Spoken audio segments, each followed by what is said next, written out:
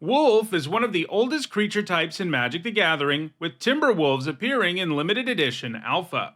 Since then, Wolf is a creature type which has appeared with regularity, and it's a particularly prominent type on the plane of Innistrad, where they often appear alongside the plane's werewolves. In all, there are 124 cards that either have the wolf creature type or create wolf creature tokens, and in this video we'll take a look at the 10 that have left the biggest impact on competitive Magic the Gathering. This video is sponsored by Card Kingdom. Use the links in the description to visit their store.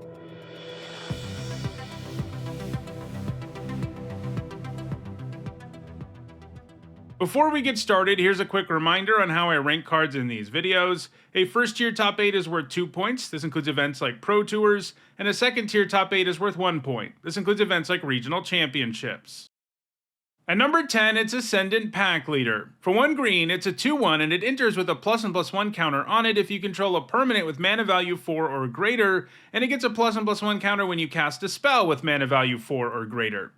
This is a very aggressive 1-drop since you can run it out on turn 1 to start your curve and quickly put pressure on your opponent, and then it's going to grow later in the game. It's nice that unlike most 1-mana 2/1s, if you get this later, it'll be more relevant since it'll frequently be a 3/2. Unsurprisingly, the Packleader saw lots of play in standard mono-green aggro decks. However, it hasn't put up any top 8 since rotating out of the format, so some future wolves might be coming for it.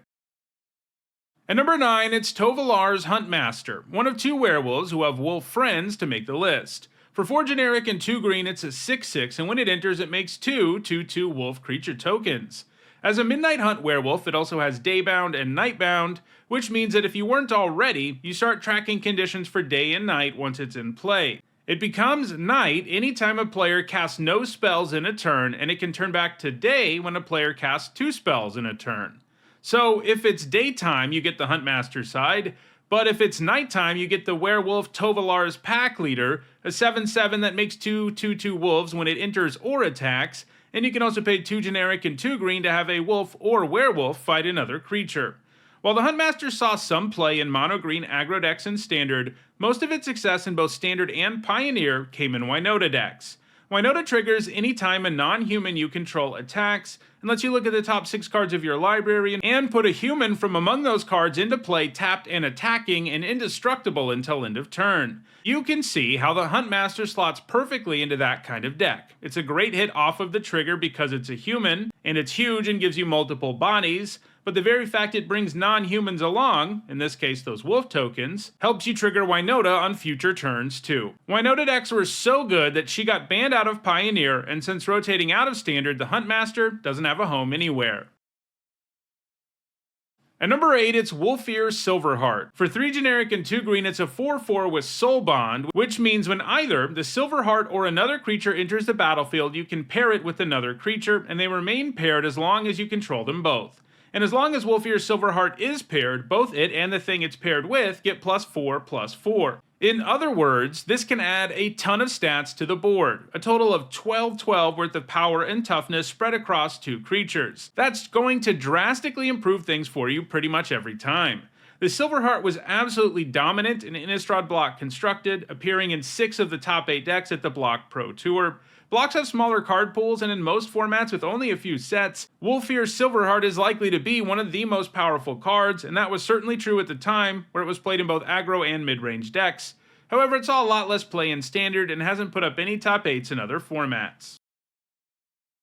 At number 7, it's Tolsimir, Friend of Wolves. For 2 generic, 2 green, and a white, it's a 3/3 that makes a 3/3 legendary Voja wolf token when it enters, and whenever a wolf enters, you gain 3 life, and that creature fights up to 1 target creature you don't control. So even on his own, you spend 5 mana for 2 3/3s, 3 life, and a removal spell.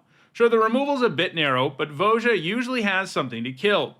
This whole package makes Tolsimir a great way to stabilize, as getting multiple bodies, gaining life, and killing something is going to make life a lot harder on aggro opponents. In Standard, it was played in Bant, mid-range, and control decks, as well as in the aforementioned Winota decks. It's also been regularly featured in Pioneer over the years, most frequently in Nib Izzet Reborn decks. These decks are built around multicolor stuff between Niv Mizzet and Bring to Light, and both cards can hit your singleton Tolsimir when you really need one. Back in 2019, it also put up a top 8 in modern Niv Mizzet. More recently, it's been played in Pioneer Enigmatic Incarnation decks, which use their enchantments to tutor up creatures, and a singleton Tolsimir is in most versions of that deck. Tolsimir is going to keep racking up top 8s, and it's definitely moving higher on the list, as some of the cards in front of it are largely inactive, and it also isn't very far behind them, like our number 6 card, which is Garruk Relentless. For 3 generic and a green, he's a 3 loyalty planeswalker, and he qualifies for the list because of his second 0 ability, which makes a 2/2 wolf token.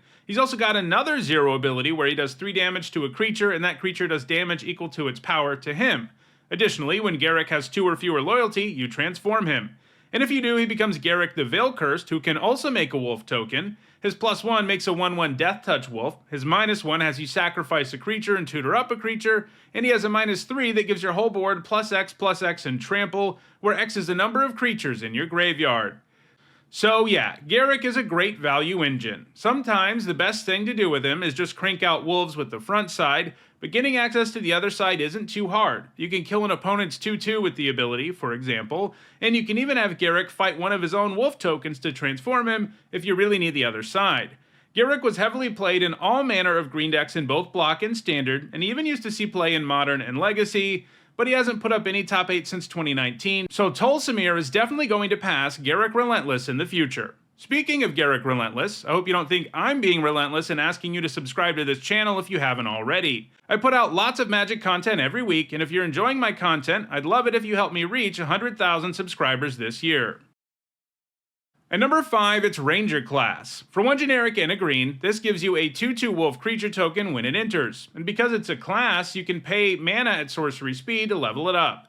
You can level it up for 1 generic and a green, at which point you can put a +1/+1 counter on an attacking creature each turn, and if you take it to level 3 for 3 generic and a green, it lets you look at the top card of your library at any time, and you can cast creature spells from the top of your library. The baseline here is a 2 mana 2/2 wolf, and it has lots of upside. Getting a counter on each attack is great value, and then in the late game, taking this to level 3 can give you card advantage.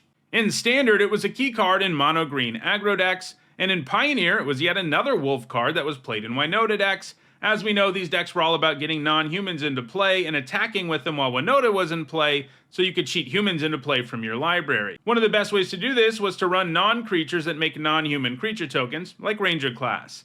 However, since the banning of Winota, it hasn't done much. It doesn't have any top 8 since 2023. At number 4, it's Wolfwillow Haven. For 1 generic and a green, it's an enchantment aura with enchant land, and whenever enchanted land is tapped for mana, its controller adds an additional green. And it has an activated ability that qualifies it for this list, because you can pay 4 generic and a green and sacrifice it to make a 2/2 wolf token, but you can only activate the ability during your turn. Most of the Haven's power comes from its ability to ramp your mana, but don't sleep on that activated ability. It means that unlike most ramp auras, it can actually add a body to the board when you really need one. It saw some significant play in Standard, largely showing up in decks that were all about casting Emergent Ultimatum, so the ramp it provided in helping you get there was very important. It's seen even more play in Pioneer though, where ever since being printed, it's almost exclusively been played in Devotion to Green decks. These are also ramp decks built around casting a super powerful sorcery as early as possible, in this case Storm the Festival. Between Nykthos and the extra mana that Wolfwillow Haven makes on its own, it effectively gives you 2 extra mana in the Devotion deck, which is a big deal. Wolfwillow Haven is highly active in Pioneer right now, and that's not going to change, so it's likely to move higher on the list in the future. At number 3, it's Huntmaster of the Fells, a werewolf that has wolf friends. For 2 generic, a red and a green, it's a 2/2, and when it enters or transforms into the Huntmaster, you make a 2/2 wolf token and gain 2 life. And as it's a werewolf, it can transform. At the beginning of each upkeep, if no spells were cast last turn, it transforms into Ravager of the Fells, a 4/4 trampler, and when it transforms into the Ravager, it deals 2 to an opponent and a creature they control, and at the beginning of each upkeep, it turns back into the Huntmaster if a player casts 2 or more spells last turn. The greatest thing about the Huntmaster is that it generates such awesome value every time it transforms. Going back and forth between the 2 sides makes for an insane value engine that gives you lots of wolf tokens and life, while also picking off small opposing creatures and burning your opponent. It saw a ton of play in Block and Standard, where it appeared in decks like Naya and Jund midrange, and it's also been played in Modern Jund. However, it doesn't have any top 8 since 2020. At number 2, it's Young Wolf. For 1 green mana, it's a 1/1 with Undying. When a creature with Undying dies, if it has no +1/+1 counters on it, it returns to the battlefield with a +1/+1 counter on it. So just on the face of it, the wolf is 1 green mana, and you get a 1/1 and a 2/2 for that. It's hard to say no to that efficiency, and it gets even sillier because of the synergy a creature like this can give you. It wasn't particularly easy to abuse the wolf in Standard, and for a long time there wasn't really a consistent home for it in Modern either, but that all changed with the printing of Yawgmoth Thran Physician. Yawgmoth can really go wild with Undying creatures. This is because of his ability to both sacrifice creatures and put -1/-1 counters on them.